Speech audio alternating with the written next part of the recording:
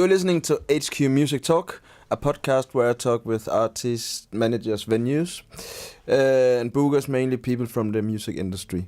So, today I'm in Aarhus in a bunker with Kenny. Thanks for joining our podcast. Thanks for joining me in the bunker. Just to let the listeners know, who are you and how did you get started?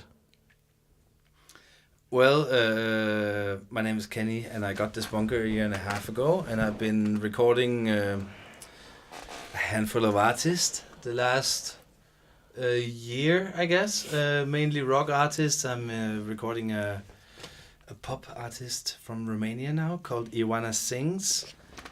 But yeah, I got this bunker, and it's all about the acoustics in the bunker. Like, It's a studio, right? it's a studio. For me personally, it's also my rehearsal space. But it's a sound studio, and it's all about acoustics and getting the right thing and using minimal effects, ideally. Yeah. How did you? I know you're a musician as well. Yeah, it happens and on occasions. How did you get started with your music? I know you had some bands over time and. Like music in general, or in what way? Yeah, let's start there. Well. Personally, I was always just fascinated with sound. My mom and dad told me that I would always sing and never dance though. I would always sing. I'm not much of a dancer, not to this day. But music has always been a part of my life, even though I grew up in not a musical family as such, and it's like I never studied music or anything. It's just been on like a hobby basis, and now I'm doing music full time in one way or another. So yeah, fascination, I guess, would be the one word to sum everything up. Fascination of music, to put it very brief. Really, yeah. Who inspires you to write your music? To write music, Yeah. It would be like great songwriters as Queen, the Beatles, a lot of cliches basically on that front. But when it comes to recording, the idols or the inspiration is actually different. Steve Albini, who recorded Nirvana's In Utero, is fucking amazing. It is, he's like a sound god in a way, but it's not really the genre I do. But my fascination is huge. And then there's Roy Thomas Baker from the 70s, especially the whole Queen thing, and of course, not Motorhead, another band. Anyway, Roy Thomas Baker, the Queen stuff he did, and the second album by The Darkness is absolutely incredible. Very underestimated. The second album of The Darkness is an extremely good production. Crazy good. Let's talk about your music career. Yeah. Your professional career. Mm-hmm. You have played some big stages as well with your old band, right? Luca. Logo. Lukin, yeah. Like we never made like a big breakthrough or anything like that, but we've been playing festivals and actually we took everything we could get. Like it's passion in a way. You want to play and you really want to play your own songs, and that's a big thing of it. Like you'll do whatever essentially. But how did you like get started to play live gigs? Because I know there's a lot of upcoming and young people who is like, okay, we have a great product or a great song and they want to go and play live. How did you manage to do that? Like you can play live anywhere if you want to. Like you can always just put up your gear somewhere on the corner downtown and you can play live. You can also play live in different bars and maybe even a venue you really want to play at. Like if you're a heavy metal band, a hard rock band, maybe you really want to go to Escobar here in Aarhus or Escobar in Copenhagen. Like, and you should aim for that. But how much do you want to compromise yourself? That's another question. Like, how much are you ready to shape yourself into sounding like something people want to hear? Yeah. If you get what Yeah, I know what you mean. Yeah. Do you want to do like Greta Van Fleet and sound like Led Zeppelin and base everything on that? Okay, that's a career choice. I don't know if they made it or their producer made it or manager made it, but that's a career choice and it sells. And hopefully they love what they're doing. Hopefully. But your new band you have now. Yeah, Hicks. Hicks. Yeah, Hicks. Hicks. What changes?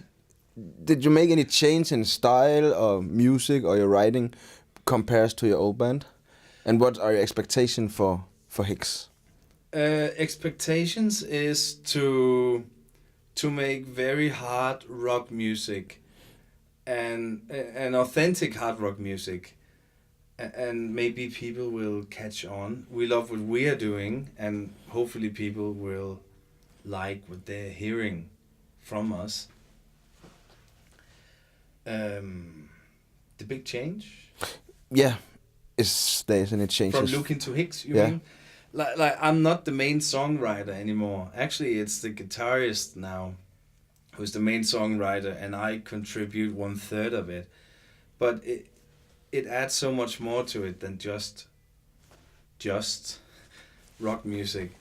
There are more nuances to it. It's not just hard rock. There'll be some slower songs and stuff like that. So Hicks is a lot more varied than Lukin. You can actually hear Lukin on Spotify. The recordings is not that good. I'm sorry, Andreas. But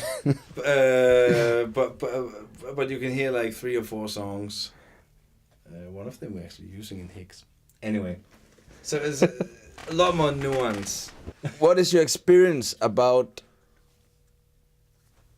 breaking in to this? It's not a niche market, but it's not like a part of the pop culture. Rock music. The hard rock music, yeah. Not really. I think it's actually slowly happening again. Honestly, if you look at the bands here in Aarhus, I'll Be Damned, for instance, that's really, really heavy. Heavy rock, hard rock, it's something like that. But they're really, really starting to gain attention. International attention too. I think the management is German. And then there's another one. It's death metal, actually. A band called Beast. Yeah. Beast. That's Beast. Beast. They got signed a month or 2 ago to a really, really big international metal management or booking. I'm not sure. A big thing anyway. They just released their record, and I'll Be Damned just releasing their record on Friday. And this is a new thing that's really, really happening. But usually in Denmark, you don't get rock audience. You don't. No. Rock, the metal community is really, really, really trofast, faithful to the music in a way. So you always have that audience if you can break into that. It's harder with rock music, but it's really happening for I'll Be Damned, and I really like the first record, and I'm looking so much forward to the second record, coming Friday. But it's happening, and I think there's a connection between Best and I'll Be Damned, because one is like bloody orange, that's Best's record. It's bloody orange, the vinyl. And I'll Be Damned's record is bloody red, so I think there's a conspiracy going on here somehow. But I mean, you're living in Aarhus. Yes. Many down here in the bunker. Many musicians often move to Copenhagen or to start the music career because many think is that the opportunities are better there. Why did you choose to settle down in Aarhus, and how is the music environment for upcoming here, and how is it to start up in a smaller city than Copenhagen? Yeah, for instance. Well, as you know, I tried to move to Copenhagen. Yeah. And it didn't work because I didn't have the money. And I did not have the job. But then I got the job in the music shop here, and that's the main reason actually why I moved to Aarhus. Stable economy. That's basically it. Like, okay, I get some money flowing, and I was lucky. I got this bunker, this subterranean igloo made of concrete.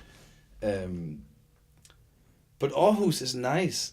Of course it's not as big as Copenhagen, obviously, but there's a really, really big community here with rock and especially metal, hard rock metal music.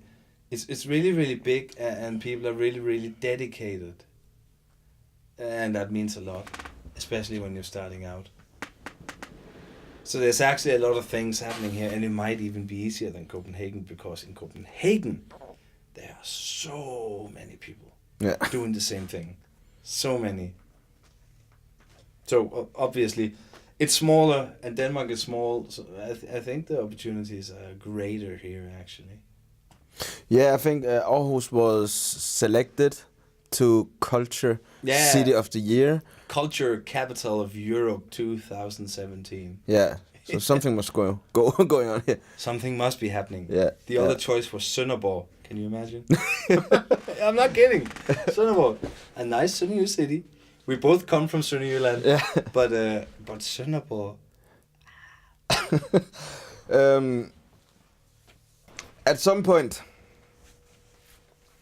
you have to find a booking agency or management to take care of some administration for your band. Of course, it makes everything easier for the band. Yeah, and you can do what you're good at, the music part. Making music, obviously, yeah. When you have to find, like, a management or booking agency, would you try to look outside Denmark to get more opportunities? Or because a lot of upcoming is looking for a booking agency, and they think, okay, if we are taking a foreign booking agency or management, it could open some international doors. Yeah, I guess it depends on the genre. Like, in your case, in my case, well, I will take a more general view on things, because I'm guessing now, because if you wanna play rock music, like that is much bigger in Spain and Italy than here in Denmark. Like, you can even, like, Germany, rock music is bigger, but Denmark is very much about the pop music monopoly in a way. Like, you have your Medina, you have your P3 radio channel artists, and they will even tell you that your drums have to sound more electronic or something like that. Oh, you sound too acoustic. Put some electronical drums on it, you know. So there's like a music monopoly in that sense in tiny little Denmark, and rock and metal music is bigger outside of Denmark. That's my experience. I never had a big breakthrough, but that's what I see. That's what I hear from people that I'm recording, that I work with. Huge thing. Like, if you want to find if you're a Queen cover band, if you're a Queen machine, I'm sure the gigs in Spain were absolutely incredible compared to Denmark, because they are just nuts about that music. Like, nuts about it. I know, by the way, now you mentioned Queen Machine, I know you have a funny story. I didn't know the guys. I think there was only one guy from the band, and we went to Hamburg in 2009 to see Queen plus Paul Rodgers down there, and we came there. We were like there 5 hours before time. There was no one else, because Germans are so punctual. So obviously there are no one else there, just the stupid Danes who wanted to get up front, standing in front of Brian May, whatever. So we got to do that because there was no one else there, just us, 4 or 5 guys. And when the concert was over, Brian May went out on the catwalk, and he dropped his guitar pick, which is a 6-pence. I think he's always been using that. And, you know, some of the guys saw it, and the Color Line Arena, everybody was walking out, the show was over, and we told the security guy, hey, can you just get us that thing out there on the catwalk? And he's like, I don't know what this is. And then he said something in German to the guy on the other side, blah, blah, blah, blah, blah. And he's like, oh yeah, it's right here. And he got it up, and he's like, and we were all like, oh god damn it. He knows that this is Brian May's Plexer. He's gonna keep it for himself. But apparently not. So he gave it to the guy on our side. He's like, nah, I don't know what this is. So he just went over to us and he's like, who's gonna take this one? 5 Danish crazy Queen fans. Mine, give it to me. And of course I didn't get it because Henrik, a guy called Henrik, had his hand above mine, and actually he got it. And he didn't open his hand for 10 minutes because he was like, oh my god. And we were, show it to us. Oh, I can't, this is incredible. And at the end, okay, he opened his hand, and there was the 6 that Brian May is still using to this day. So, on the way down to Germany, he was like, I should start a Queen cover band. We considered names and so on. And then he got that fucking 6 from Brian May because he dropped it. And obviously we were all like, hey, goddamn Henrik, you have to make that. You have to make a cover band now. Yeah, absolutely. And I think 9 months later, they gave their first concerts at the university bars around here in Aarhus. And a few weeks ago, I saw them play Bøgescenen at Skanderborg Festival. So it went from that 9 years ago to like very big here in Denmark, like huge. Next step, Orange. Yeah, Orange Next Stage step. Yes, at Roskilde. Next step. No, they're really good. That's a good story. That was the long version. If you should give any advices for upcoming songwriters and people who are young guys who are new in the business, what advice would you give to them? Give them. What advice will you give? Okay. To them, Yeah. Give to them. What advice will I give to them? Just do what you love, basically. Play the music you love because you love doing it.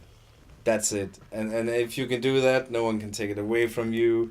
Of course, if you want to be famous and so on, do that, because make the music, make some music that sounds like something people will like, you know.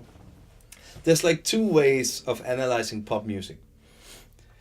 There is pop music that is popular because people like it. That's where the pop comes from. Pop of popular.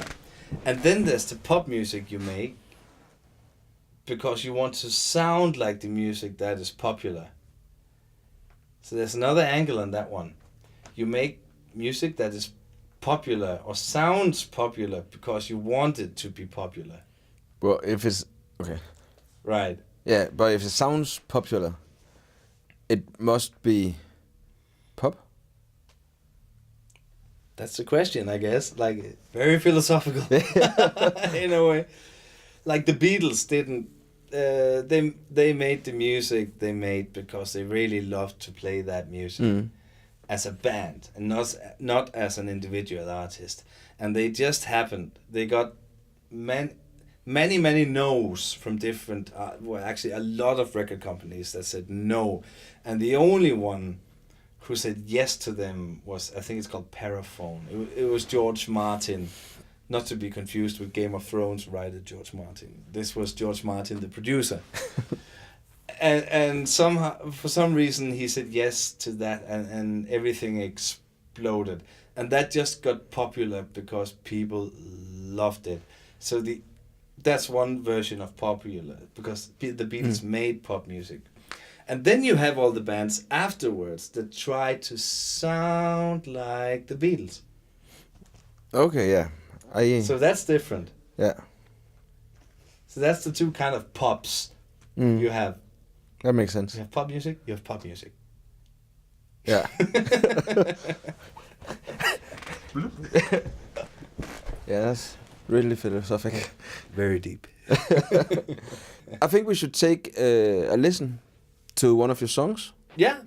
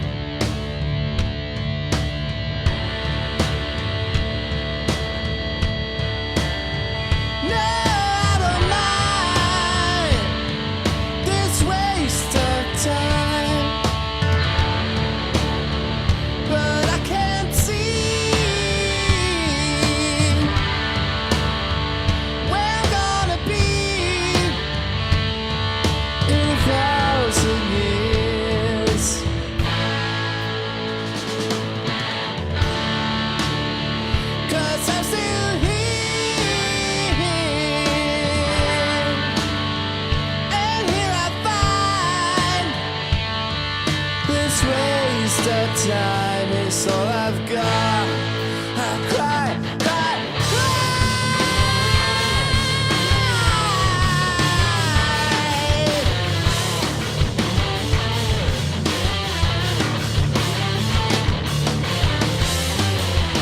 in this state I cannot see light. No, I